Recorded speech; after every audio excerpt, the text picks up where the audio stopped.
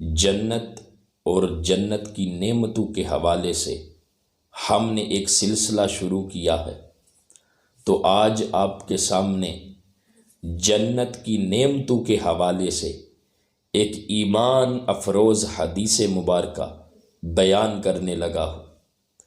حضرت ابو ہریرہ رضی اللہ تعالی عنہ سے روایت ہے کہ اللہ کے پیارے محبوب علیہ السلام نے فرمایا، اللہ تعالیٰ فرماتا ہے کہ میں نے اپنے نیک بندوں کے لیے، اپنے صالح بندوں کے لیے ایسی نعمتیں تیار کر رکھی ہیں جن کو کسی آنکھ نے دیکھا نہیں ہے، جن کے بارے میں کسی کان نے سنا نہیں ہے، جن کے بارے میں کسی دل پر خطرہ نہیں گزرا ہے۔ فرمایا اگر تم چاہتے ہو تو قرآن کی یہ آیت پڑھ کے دیکھ لو، جس میں فرمایا فَلَا تَعْلَمُ نَفْسُ مَا أُخْفِيَ لَهُمْ مِنْ قُرَّةِ أَعْيُنٍ، کہ کسی جان، یہ جو جان ہے فَلَا تَعْلَمُ نہیں جانتی کہ ان کے لیے اللہ رب العزت نے ان کی آنکھوں کی جو ٹھنڈک ہے وہ کیسے چھپا کے رکھی ہے۔ تو جنت کی نعمتیں فرمایا ان کے بارے میں کسی کان نے سنا نہیں ہے، ان نعمتوں کو کسی آنکھ نے دیکھا نہیں ہے، کسی کے دل میں ان کے بارے میں کوئی خیال تک نہیں گزرا۔ وہ ایسی نعمتیں ہیں جو اللہ رب العزت نے اپنے نیک بندوں کے لیے تیار کر رکھی ہیں۔ اور پھر دوستان محترم، ہم تو اللہ سے یہی دعا مانگتے ہیں کہ اللہ کرے ہر انسان مسلمان بنے، ایمان والا بنے، اللہ کا محبوب بندہ بنے، اللہ کے پیارے رسول صلی اللہ علیہ وسلم کا پکا سچا عاشق اور غلام بنے، اور اپنی دنیا کی زندگی میں وہ متقی، پرہیزگار، نیک اور صالح بنے۔ اور یہ سارا کچھ ہونے کے بعد اللہ تعالیٰ پھر اپنے اس بندے کو یہ ساری نعمتیں اپنی جنت کے اندر عطا فرمائے۔ تو وہ کیسی نعمتیں ہیں جن کے بارے میں کسی کان نے نہیں سنا، کسی آنکھ نے نہیں دیکھی، کسی کے دل پر ان کے بارے میں کوئی خطرہ نہیں گزرا۔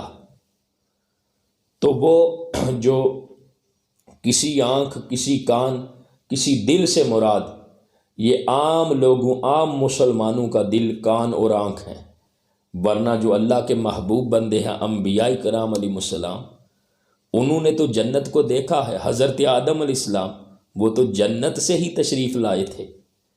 اللہ کے محبوب علیہ السلام نے معراج کی رات اسی جنت کی سیر فرمائی تھی۔ حضرت ادریس علیہ السلام اسی جنت میں ہیں۔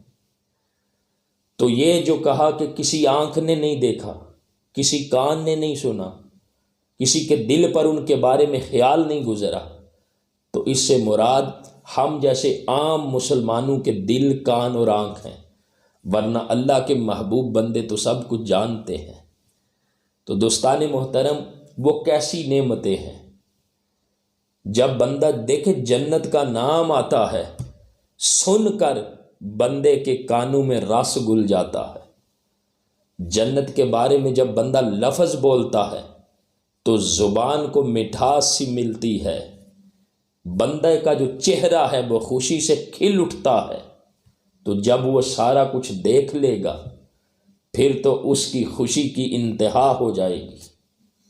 تو دوستان محترم، ہمیں چاہیے کہ اللہ تعالیٰ نے ہمیں مسلمان پیدا کیا ہے اور پھر زندگی جیسی نعمت عطا کی ہے، اس زندگی سے فائدہ اٹھاتے ہوئے ہمیں زیادہ سے زیادہ نیک اعمال کرنے کی کوشش کرنی چاہیے۔